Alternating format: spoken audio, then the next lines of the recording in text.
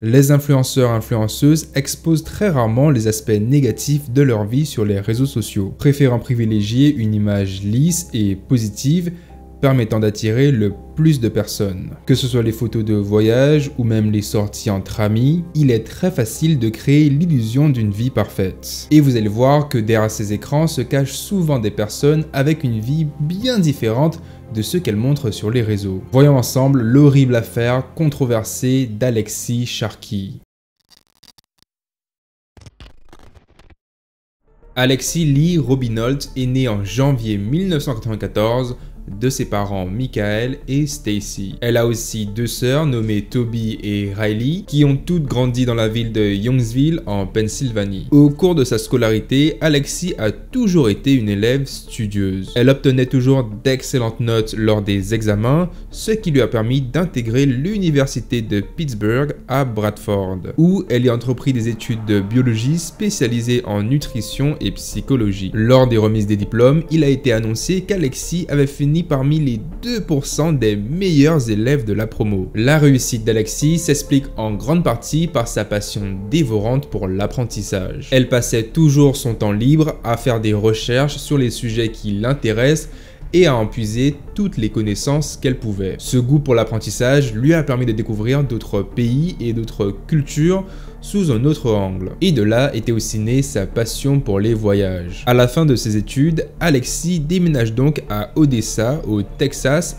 à plus de 2400 km de la maison de chez ses parents. Après avoir étudié durant 4 ans, elle voulait juste à présent se relaxer et trouver un petit job tranquille pour débuter sa carrière. Pas très longtemps après avoir déménagé, elle trouve un job dans un bar nommé Twin Peaks. Alexis, elle, adorait son job puisque ça lui permettait de rencontrer de nouvelles personnes dans un environnement social qu'elle apprécie bien. L'ambiance était toujours au rendez-vous et donc elle n'avait jamais le temps de s'ennuyer. Et c'est aussi au sein de ce bar qu'elle fit la connaissance de Tom Sharkey. La première chose qu'on remarquait en voyant Alexis et Tom, c'était leur différence d'âge. Tom, lui, avait déjà passé la quarantaine, tandis qu'Alexis, de son côté, avait seulement 24 ans à l'époque. Tom avait divorcé il y a quelques temps de cela avec son ex-femme et il était aussi le père de plusieurs enfants qui avaient à peu près le même âge qu'Alexis. Mais bon, tout cela ne semble pas déranger Alexis ni Tom, et ils finissent alors par sortir ensemble. Alexis avait aussi un compte Instagram où elle y postait des photos d'elle ainsi que de Tom. Peu importe là où ils allaient, on pouvait toujours retrouver sur son compte les photos de leur voyage. Tom travaillait aussi au sein d'une compagnie de pétrole, ce qui lui permettait de voyager plusieurs fois par an avec l'un de ses proches. Au cours de l'année 2018, Alexis a commencé à ressentir les effets de son travail sur sa santé. Elle travaillait souvent tard, faisait des heures sup, et avait beaucoup de mal à joindre les deux bouts. Dans la même période, elle fut approchée par une marque de soins nommée Monat, une société spécialisée dans les produits de soins pour les cheveux, la peau et pour les animaux. Mais petit problème, la compagnie devait aussi faire face à des problèmes judiciaires par rapport à des plaintes qui avaient été déposées par leurs clients. Des plaintes par rapport à des réactions allergiques et même à des pertes de cheveux après avoir utilisé leurs produits. Au début, Alexis avait rejoint cette boîte en tant que vendeuse et elle est rapidement passée au stade de recruteuse pour la marque. Mais le problème, c'est que la société Monat pratiquait la vente par multiniveau. Une pratique commerciale illégale où des recruteurs comme Alexis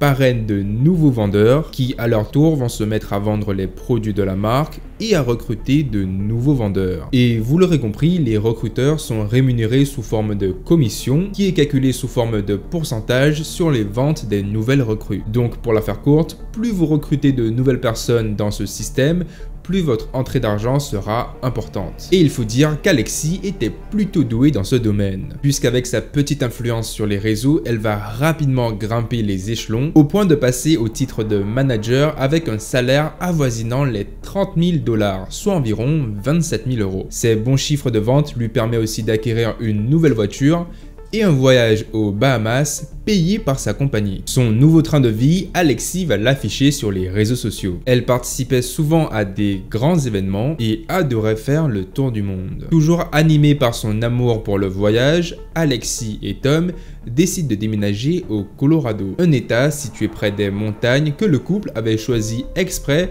par rapport à leur passion pour la randonnée. En juin 2019, alors que le couple est en voyage aux chutes de Toganok, Tom va alors demander Alexis en mariage. À la fin de l'année 2019, le couple déménage à nouveau et se rend à Houston au Texas. Et de là, ils se marieront au cours d'une petite cérémonie privée. Malgré après avoir enchaîné plusieurs déménagements, Alexis arrive à se faire de nouveaux amis dans sa nouvelle ville. Elle va aussi rapidement intégrer un groupe de discussion avec d'autres filles où elles y parlent de différentes choses, mais aussi des sorties à faire ensemble. Et étant donné que le travail d'Alexis lui demandait de rester souvent sur son téléphone portable, elle était donc quasiment toujours la première à répondre aux messages dans le groupe, mais aussi celle qui était la plus active. Et vous allez voir par la suite que ce détail aura son importance. En 2020, les choses ont commencé à changer, à commencer par l'arrivée de la pandémie, qui a contraint des millions de personnes à travailler depuis chez eux, mais cette année était aussi l'année où le couple a commencé à battre de l'aile. Selon son mari Tom, en 2020, Alexis a commencé à être de moins en moins heureuse dans leur couple, et elle était très douée pour le cacher, puisque sur ses nombreuses publications sur Instagram,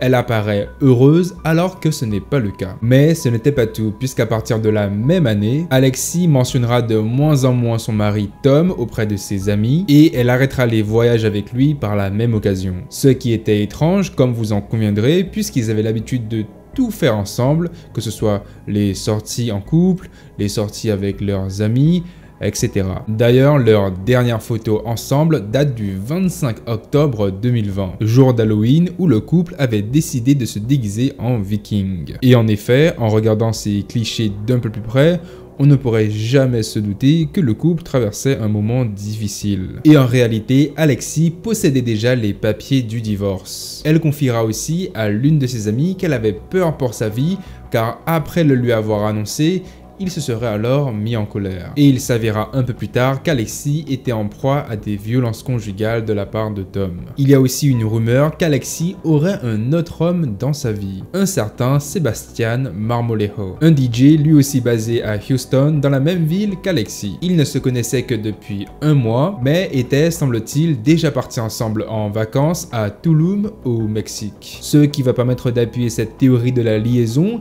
c'est qu'après être rentré du Mexique, Alexis aurait décidé de passer la Thanksgiving avec ses amis et avec ce certain Sebastian, laissant ainsi Tom tout seul à la maison durant toute la journée. Après avoir passé le début de la soirée chez ses amis, Alexis ainsi que son groupe auraient décidé de se diriger dans un bar de la ville, où ils vont y faire la fête durant plusieurs heures. Sébastien lui aussi faisait partie du lot et il sera identifié un peu plus tard par les caméras de vidéosurveillance, où on peut le voir conduire le groupe d'amis au bar. Et aux alentours de 3 h du matin, Alexis ainsi que ses amis décident de terminer la soirée et de rentrer chez eux.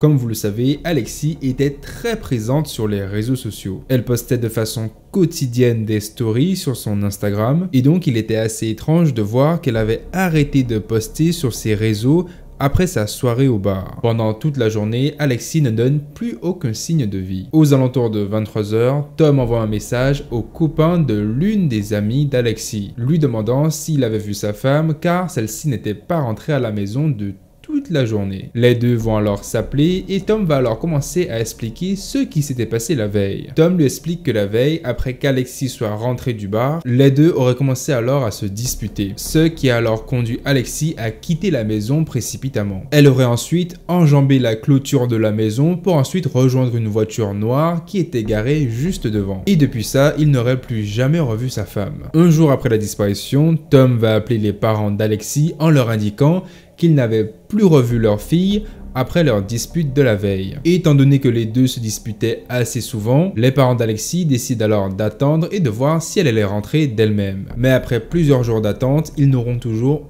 aucune nouvelle de sa part. Entre-temps, les amis d'Alexis continuaient à indiquer les différents endroits où elle se rendait et à chaque fois, Alexis ne se présentait jamais lors des sorties, ce qui a alors commencé à inquiéter tout le monde. La mère d'Alexis, Stacy, décide alors d'appeler les autorités locales afin de leur signaler la disparition de sa fille. Les amis ainsi que la famille d'Alexis vont alors commencer à sonder les réseaux sociaux à la recherche d'un quelconque indice permettant de la retrouver. Mais malgré tous leurs efforts, elle restait désespérément introuvable. Le 28 novembre 2020, des éboueurs qui sont en train de vider les poubelles d'une rue repèrent des pieds qui dépassaient d'un petit buisson. Ils vont appeler la police et ces derniers vont rapidement arriver sur place. Le constat est immédiat, ils étaient là en présence du corps d'Alexis.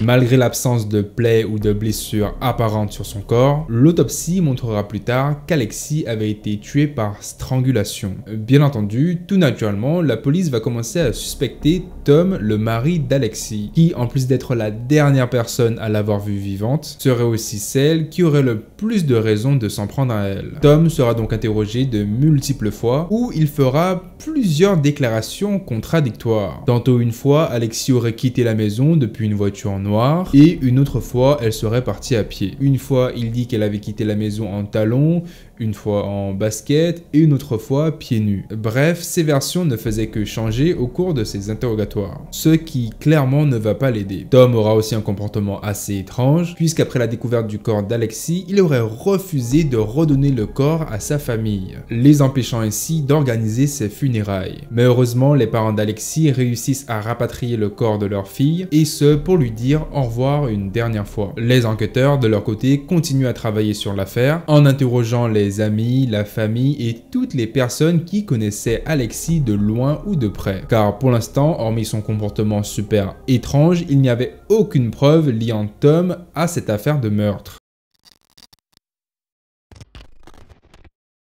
Cependant, ils vont constater que quelques temps après la découverte du corps d'Alexis, Tom aurait par la suite décidé de déménager en Floride, soit à plus de 1600 km de Houston. Durant l'enquête, les enquêteurs vont aussi découvrir que le couple avait déjà essuyé plusieurs cas de violence domestique, ce qui expliquerait tout naturellement le divorce qu'Alexis essayait de mettre en place. Tom Sharkey, de son côté, essaiera de se défendre sur les réseaux sociaux des personnes l'accusant d'avoir tué sa femme. Vous devriez tous avoir honte de vous. J'étais constamment près des enquêteurs lors de cette enquête. Je passais aussi des coups de fil et ce de façon quotidienne. Et tout cela afin de retrouver ma femme. Cependant, au fil de l'enquête, les enquêteurs vont trouver le comportement de Tom de plus en plus suspect. Et les très nombreuses évidences concernant son implication dans ce cas vont permettre aux enquêteurs de mettre la main sur un mandat d'arrêt le 29 septembre 2021, permettant d'arrêter Tom directement chez lui. L'investigation, qui a à peu près duré 1 an, a permis de déterminer que Tom Sharkey était la seule et unique personne à avoir une raison valable et l'opportunité de commettre ce meurtre. Le soir du 29 septembre à 20 h, des agents de l'US Marshal frappent à la porte de la maison où Tom résidait avec l'un de ses proches. Tom, en réalisant qu'ils étaient là pour lui, décide de monter à l'étage et de s'enfermer dans sa chambre à clé. Entre-temps, les agents défoncent la porte et s'engouffrent au sein de la maison. Ils brisent la porte de la chambre à l'étage et là, ils découvrent sur le sol le corps de Tom, qui, quelques secondes de cela, s'était tiré lui-même une balle dans la tête. Bien entendu, vous vous en doutez, en apprenant cela, les parents d'Alexis vont être dévastés. Eux qui voulaient une réponse par rapport à la perte de leur fille n'avaient plus la possibilité de mettre la main sur quiconque. Il n'a jamais été officiellement dit que Tom était l'auteur même du meurtre d'Alexis. Cependant, jusqu'à présent, les enquêteurs travaillent toujours sur l'affaire en essayant de rassembler le plus de preuves que possible et ce afin de prouver définitivement que Tom était bel et bien la personne qui lui avait ôté la vie. Et c'est aussi pour cela que le compte Instagram d'Alexis est toujours présent, permettant ainsi de retracer les événements de façon chronologique. En tout cas, voilà, c'est la fin de cette enquête. J'espère que vous l'avez appréciée. Dites-moi ce que vous en pensez directement dans les commentaires et je me ferai un plaisir de vous lire. Sur ce, passez une bonne soirée, prenez soin de vous. Je vous dis à la prochaine pour une nouvelle vidéo. C'était Kensho. Ciao.